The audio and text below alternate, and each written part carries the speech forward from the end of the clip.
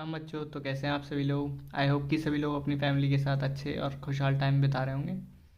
तो चलिए दोस्तों, आज हम बात करेंगे अपने माइक्रोबायोलॉजी के सेकंड यूनिट के लेक्चर की। जो है क्या है हमारा लेक्चर, स्टेरलाइजेशन। तो देखिए, पहली मैंने डेफिनेशन क्या लिख रखी है इसमें कि एक it is a process in which we remove और kill any all type of micro organs from the surface. ठीक है, इसका मतलब क्या हुआ, स्टेरलाइजेशन एक मेथड है जिसकी हेल्प से हम बैक्टीरिया किल करते हैं किसी भी सरफेस के ऊपर, चाहे वो लिविंग ऑर्गेनिज्म की सरफेस हो या फिर नॉन लिविंग थिंग की सरफेस हो। ओके बच्चों, एंड नेक्स्ट हमारे पॉइंट में क्या लिखा है कि ये सबसे मेन स्टेज होती है जब हम कोई भी चीज़ हमारी बॉडी के अंदर यूज़ करते हैं। जैसे पेरेंटल एडमिनिस्ट्रेशन करते हैं, यानी स्किन के ऊपर यूज़ करते हैं, या फिर इंटरनल ऑर्गन में यूज़ करते हैं कोई प्रोडक्ट, तो वो अच्छे से स्टेरलाइज होना चाहिए ना, ताकि कोई माइक्रो ऑर्गेनिज्म अंदर ना जा पाए। And for cleaning of apparatus glassware equipments, यानी इसका मतलब है कि हमारे एपरेटस और ये ग्लासवेयर वगैरह होता है, हम कोई एक्सपेरिमेंट करने जा रहे हैं तो उसमें पहले से ही कोई बैक्टीरिया प्रेजेंट है। अब मान लिए अब हम स्टेनिंग करने गए, उसमें पहले से ही कोई और बैक्टीरिया अब आ गया उसमें हमारे इक्विपमेंट्स की हेल्प से, तो हमें तो चाहिए दूसरा, लेकिन मिल गया हमें दूसरा, तो ये तो ऐसे तो हमारा एक्सपेरिमेंट गड़बड़ हो जाएगा ना। तो इसलिए भी हमें स्टेरलाइजेशन की ज़रूरत पड़ती है। तो देख लेते हैं हम मेथड ऑफ स्टेरलाइजेशन, किन किन मेथड से हम स्टेरलाइजेशन कर सकते हैं। तो बेसिकली 4 मेथड होते हैं। इस पेज पे मैंने 3 लिख रखे हैं: physical method, chemical gaseous method, radiation method और हमारा मैकेनिकल मेथड। फिजिकल मेथड में हमारी हो गई dry heat sterilisation, moist heat sterilisation. तो ये बेसिकली क्या है, मैं आपको शॉर्ट में बताऊँ तो इसका मतलब है जैसे हम हीट ड्राई वगैरह करते हैं, फ्लेम में के ऊपर रख देते हैं, ये हमारी फिजिकल मेथड हो गए।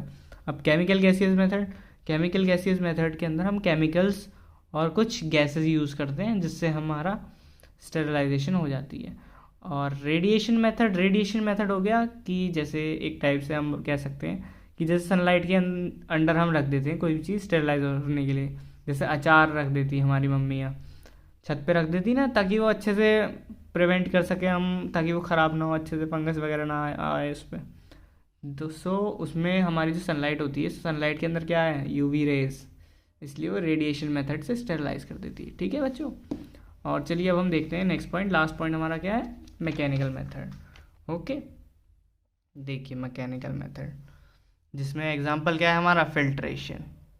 तो चलिए बच्चों, आज हम पहले बात कर लेते हैं फिजिकल मेथड होता क्या है।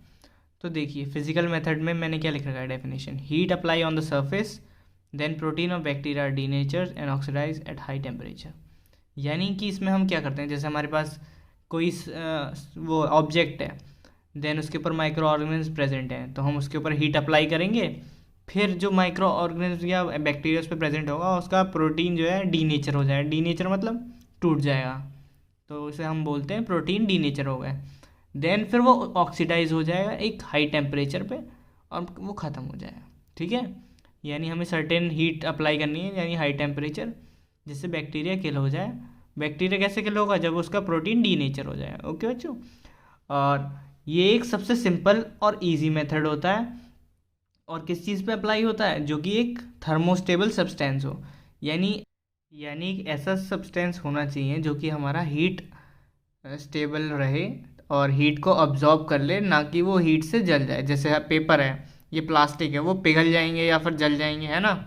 तो हमें एक ऐसा चाहिए थर्मोस्टेबल। तो हमने नॉर्मल, अगर हमें सनलाइट में रखना है तो सनलाइट में रखने के लिए हम प्लास्टिक यूज़ कर सकते हैं ना, पेपर भी यूज़ कर सकते हैं। ठीक है, तो उसमें हम क्या रखेंगे, थर्मोस्टेबल सब्सटेंस रखना है जो कि हीट अब्जॉर्ब कर ले, हीट से जले ना। ठीक है, तो चलिए अब हम आगे बात करते हैं पहले पॉइंट की, फिजिकल मेथड में, जो होती है हमारी ड्राई हीट स्टेरलाइजेशन। इसमें भी 2 टाइप होते हैं ना, एक ड्राई हीट स्टेरलाइजेशन और एक मॉइस्ट हीट स्टेरलाइजेशन। तो देखते हैं ड्राई हीट स्टेरलाइजेशन होती क्या है।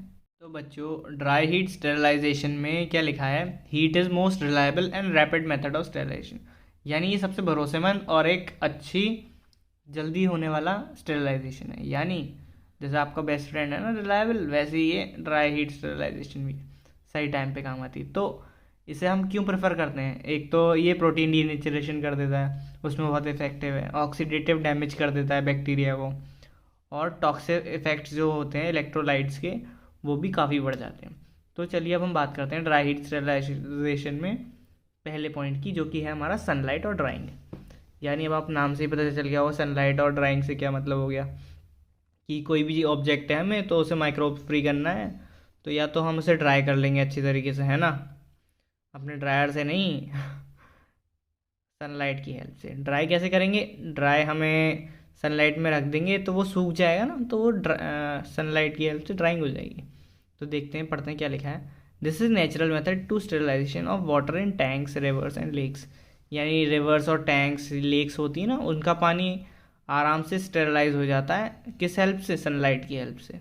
समझ गए। तो नेक्स्ट पॉइंट में क्या लिखा है, sunlight possess UV rays which along with heat rays are responsible for appreciate germicidal activity।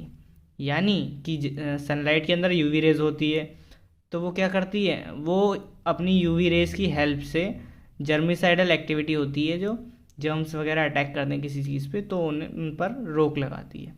ठीक है बच्चों। देन फिर आगे क्या लिखा है, ड्राइंग में क्या लिखा है, drawing is very unreliable method.